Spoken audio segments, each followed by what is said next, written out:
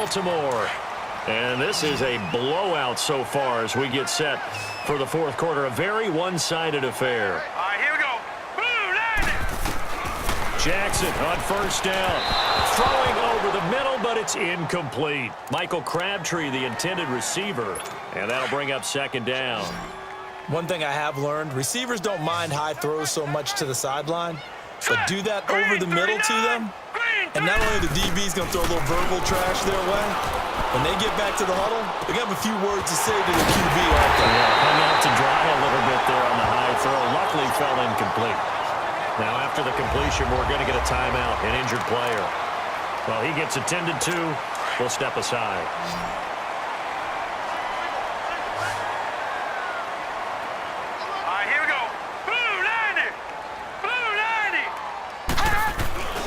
Again, Jackson. Oh, and it's incomplete. That would have been big in the end zone if he could have held on. Instead, it's second down. Down this close to the goal line, first down. Surprised that wasn't a run? I am, and you know I'm old school. I want to run the ball on first down in this situation because second down, that gives me an option of running play action, maybe throwing it. He'll leave it for Montgomery complete. And he'll be brought down here at the 3-yard line. They get only a yard there. Now it's third and goal. I know most of the time when the ball's in the air, you're thinking wide receiver, tight end, but running backs, they can be a big part of any passing offense nowadays. Now Montgomery, and he gets halfway there down to the 1-yard line. Only a yard that time, so now a decision to be made here on fourth and goal. Another stop on third down, and this defense still hasn't allowed a touchdown to this point. Here's Justin Tucker now for the Raven field goal try. Less than an extra point attempt here. This is an 18-yarder. And Tucker's kick right there. It's good. And they'll get back 3, but this remains a large deficit.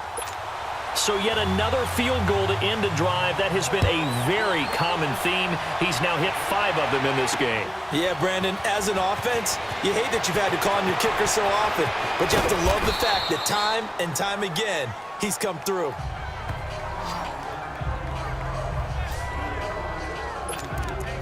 And Denver getting set to take the field. The outcome of this one, well, we know who's going to win it. It's just all window dressing at this point. Got me thinking, what's the biggest blowout that you've been a part of as a player, broadcaster? No, I'm not going to go to the player part because when I think blowout... Because you won every game as a player.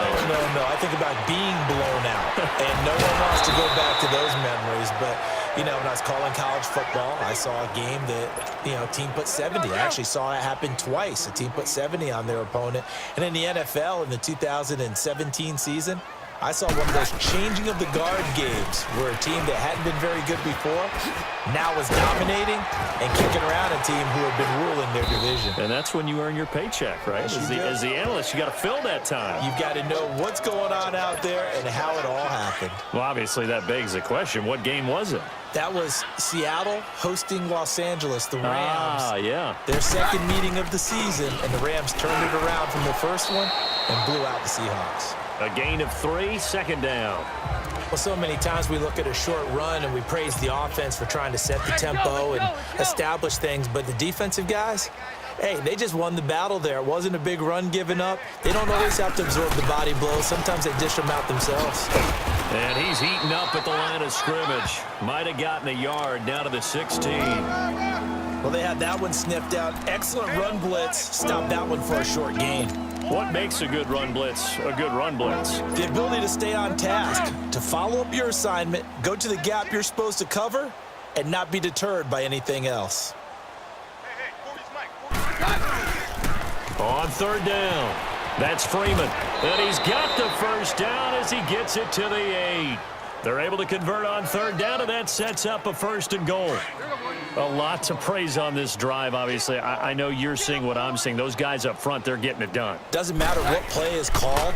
They are handling their business at the line of scrimmage and dominating right now on this drive. Now a throw to the end zone on first down, but it winds up incomplete. Oh, and it's incomplete. That would have been big in the end zone if he could have held on. Instead, it's second down. No, Roger. Hey, easy, let's go. He's going to get it running right. And maybe a measure of revenge there. He's had his way in this one, but this time they get him behind the line. He lost 4 there, and it's 3rd down. The short field shrinks even more with the type of bodies they brought in on that play. Those extra tight ends, they weren't able to secure their blocks, and that one ended up going backwards.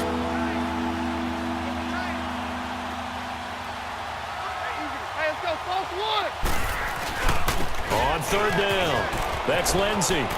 Oh, leaves him behind on the spin. And able to break one tackle, but then quickly brought down. But a nice little gain. A good run there, 8 yards. Gets him much closer to the end zone with 4th and goal looming. This has not been a banner game for the defense, not in any shape or form, but I love what they're doing right now. My admiration for them really is jumping up. What a great stand defensively, trying their best to keep them out of the end zone. So it's 3 more points, and that widens this thing out even further here in the 4th. And you know in this league, you can never have enough points, but this widens it out, as you said, and now it's all about ball control, isn't it? And they're going to be set up in excellent field position up past the 45. Even after that big-time return, it's not looking great for them today, but if nothing else, even if the miracle doesn't happen, they can turn to this play and say, hey, we can move forward. Maybe it's a building block for the rest of the season. Throwing on 1st down, it's Jackson. And it's a short one here, complete to his tight end. And he'll take it down shy of the 45 at the 46. 7 yards, the pickup on the pitch and catch. Now that's staying ahead of the chains. Really good pickup on 1st down, hitting the tight end there. Now it brings up a 2nd and manageable. Just found a hole in that zone. Here we go. Green, 39. On 2nd down, here's Jackson. They'll set up the screen to Montgomery. And that play will go nowhere. Losing yardage back near midfield at the 49. So it's Raven football here as we welcome you back. And let's see what they've come up with offensively after having time to talk it over. Now Jackson from the gun on 3rd down. And he couldn't hang on to it through the contact. Incomplete. You hear the calls for a penalty, but I just don't think so. I think in this situation, the defender was making sure his guy couldn't hold on to the football. So I don't see anything that warranted a flag. No, I'm with you. There was contact, but I'm happy they kept that flag in the back pocket. A look at the running back, the man out of the backfield as he gears up to go again. And we have seen a decline in the numbers. Where does the fault lie? Just him? Maybe the guys up front? Combination? Well, as you and I both know, it's almost always a collective deal. But in this case, I think maybe the offensive line got a little overconfident. They had blocked so well in the first half, picked up on what the defense was doing. I think we've seen an adjustment now that they have not picked up on, and now they're being a little bit overwhelmed. They go play action here on 1st down. And a scary incompletion, almost picked off. It would have been their first INT of the game. Instead, 2nd down.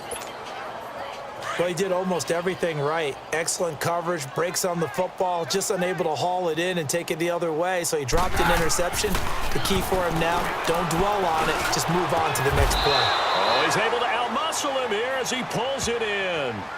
18 big yards on that one, and a Denver first. We're not totally home free yet, but it's looking good as they come up 1st and 10. Throwing now, Keenum. Left side here to Sanders. And he'll be taken down, but not before they work it across midfield. A good pickup there, 26 yards. Quarterbacks love slant routes because the receivers are breaking right into their line of vision, and receivers love them as well because they're getting the ball on the move and able to catch it and try and get upfield and gain additional yardage. To throw is Keenum. Wide open receiver complete. And all the way inside the 15 before they drop him. And now before this 1st down play, we're going to get a timeout here. It's just their first. They've got 2 more to use here in the final stages. Keenum looking very much at ease at the helm of this Denver offense. They've got it 1st and 10. From the red zone, it's Keenum. And this will be caught. And the carnage continues. It's another touchdown. Now it's looking incredibly likely to be a 3-0 start to this season. That is obviously excellent. 2-0 is one thing. 3-0, you really have some momentum. And now they're serving notice to the rest of the league that they're a pretty darn good football team. Confident, aggressive, attacking at all times. This looks like a team that you're going to have to deal with. And guess what? Behind closed doors, they're trying to figure out ways to get better. Now McManus on to kick this one off. Short kick. One of the up mid will take it now. And they're going to wind up with pretty good starting field position as they get it up past the 35. It's in the fourth quarter down in Miami. The Raiders, they've added on, extending their lead a bit further. Derek Carr, outstanding to this point. 4 touchdown passes. Here we go now. Green 39. Green 39. Off the play fake. Here's Jackson. And his throw's going to be incomplete. He was looking for Nick Boyle that time. That'll bring up second down. He's a little trigger happy right there, and it turned into an ill-advised throw into their zone. Well, we know he has confidence. He'll throw it any place, anytime, anywhere. That time it fell incomplete. Jackson. Looking left sideline, but it's incomplete. That one was intended for John Brown. Third down here. Had the right idea there, trying to throw it to the sideline, but he led him just a little bit too much, trying to get it out to his receiver.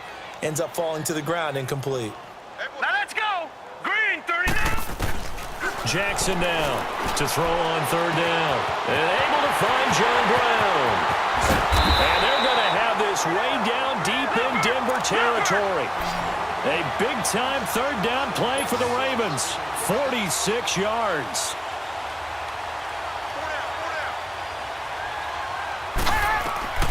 From the red zone now, here's Jackson on first down. And that is incomplete. 7 seconds remaining. What a job by this defense all game long. They've come together and really said, no one's crossing our goal line, and they're definitely not going to start right now. You can just see the dejection. Feel like nothing is working offensively. All right, here we go. 319. 319. Jackson now on 2nd and 10. And this is incomplete with a clock showing just 3 seconds left. I'm going to need some help with this one. How did he miss him? Wide open in the end zone. He's not hurried. He's not hit. And somehow, incomplete? Yeah. What happened? During film study, that's one where he's just going to shake his head, not be able to believe it. 6 points go by the wayside on that one. Hayden Hurst just earned himself his first NFL touchdown. Doesn't affect the outcome, but, hey, nice job there to put it in the end zone for the final play.